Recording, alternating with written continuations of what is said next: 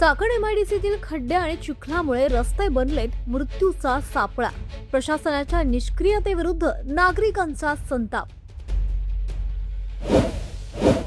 प्रशासनाच्या अक्षम्य दुर्लक्षामुळे मृत्यूचा सापळा बनलेल्या चाकण एमआयडीसीतील रस्त्यांवरील खड्डे आणि चिखलामुळे दुचाकी घसरून रोज अपघात घडतायत। यामध्ये निष्पाप नागरिकांचे बळी जात आहेत। यामुळे निर्ढावलेल्या प्रशासनाच्या कारभाराविरोधात चाकण परिसरात तीव्र संतापाची लाट उसळली आहे। चाकण परिसरातील प्रमुख मार्ग मृत्यूचे सापळे बनले। आठवड्याला 1-2 अपघात मृत्यू होत असतात। त्यामुळे कामावर गेलेला आपला माणूस सुखरूपपणे घरी परतणार की नाही या भीतीने कुटुंबियांना ग्रासलं असून प्रशासनाच्या निष्क्रियतेमुळे नागरिकांमध्ये प्रचंड संताप व्यक्त केला जातोय। याबाबत कंपनी अधिकारी आणि स्थानिक नागरिक काय म्हणतायत हे जाणून घेऊया। मी भवानी इंडस्ट्रीज लिमिटेड मध्ये सेफ्टी ऑफिसर म्हणून काम करतो। आता आपलं बघतोय की चाकण एमआयडीसी हा ॲटोमोटिव्ह हब म्हणून ओळखला जातो, पण इथल्या रस्त्यांची अवस्था खूप वाईट आहे। कारण ट्रान्सपोर्ट जर व्यवस्थित नसेल तर कच्चा माल आणि कंपनीत काम करणारे जे एम्प्लॉईज आहेत ते वेळेमध्ये पोहोचू शकत नाहीत। त्यामुळे डेली अवरेज जाताना आणि येताना जाण्यासाठी 1.5 तास आणि येण्यासाठी 1.5 तास आणि 8 तासाची शिफ्ट असा एम्प्लॉईजचा 11 तासाचा वेळ जो आहे तो दररोज युटिलाइज होतो। त्यामुळं त्याचा इनडायरेक्टली उत्पादन प्रक्रियेवरती खूप परिणाम होतो। त्यामुळं एक विनंती आहे माझी की शासनाने याच्याकडे लक्ष घालावं आणि रोडची व्यवस्था जे ट्रान्सपोर्टची व्यवस्था ही चांगल्या प्रकारे करावी, जेणेकरून अपघात टाळू शकतील आणि एम्प्लॉईजची सेफ्टी ही एन्श्योर केली जाऊ शकेल। नमस्कार, मी विजय काकर, बॉश या कंपनीमध्ये सुरक्षा विभागाचा प्रमुख म्हणून मी काम करतो। चाकण एमआयडीसीमध्ये येताना निश्चितच रोज प्रचंड समस्येला तोंड द्यावे लागते। म्हणजे विशेषतः टू व्हीलरवर येणारे एम्प्लॉईज आहेत त्यांना रस्त्यावर असलेल्या खड्डे, त्या बाजूला असणारे जे खडी, रेती, चिखल यांचा सामना करत वाट काढत हा कंपनीमध्ये पोहोचावं लागतं।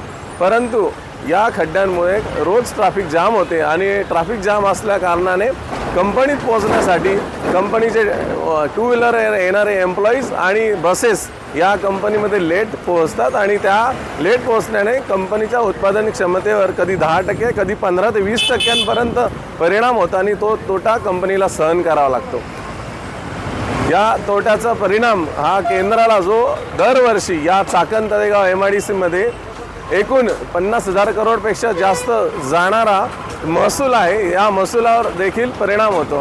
कामगारांच्या आरोग्यावर या खड्ड्यांचा सगळ्यात मोठा इम्पॅक्ट हा प्रचंड होत असतो आणि वाहनांचे नुकसान हे वारंवार मेंटेनन्स हा करावा लागतो। या नुकसानाला कोणीतरी अकाउंटेबिलिटी ही डिफाईन केली पाहिजे।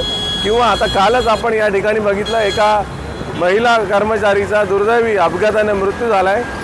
रस्त्याच्या पलीकडे असणारा चिखलामुळे त्यांची गाडी स्लिप झाली आणि पाठीमागून येणाऱ्या गाडीचा धक्का लागल्यामुळे त्यांचा दुर्दैवी जागीच अंत झाला। नमस्कार, मी कुणाल कड, ट्रॅफिक मुक्त कृती समितीचा सदस्य। गेल्या वर्षी आपण जे आंदोलन केलं ट्रॅफिक समस्येसाठी, त्याच्या माध्यमातून आपल्या चाकणमध्ये अनेक कामं चालू झाली आणि त्या कामांच्या माध्यमातून पुणे नाशिक हायवे हा मोकळा झालेला आज आपण पाहत आहोत। पण मुख्यतः ज्या गोष्टीसाठी आपण हे आंदोलन केलं होतं ते म्हणजे चाकण एमआयडीसी। चाकण एमआयडीसी मात्र आज जैसे ते परिस्थितीमध्ये आहे। आतमध्ये सगळे रस्ते जे आहेत त्यांची कामं चालू झालेली तर आपण पाहतोय, पण वाहतूक कोंडीची समस्या मात्र आहे तशीच आहे। ज्या ठिकाणी आत्ता आपण उभे आहोत त्या ठिकाणी आपण खड्डे पाहतोय आणि या खड्ड्यांमुळं या चाकणच्या सॅनी कंपनीच्या समोर आज आपण उभे आहोत आणि इथं ट्रॅफिक कोंडीची समस्या आपल्याला राजरोसपणे पाहायला मिळते।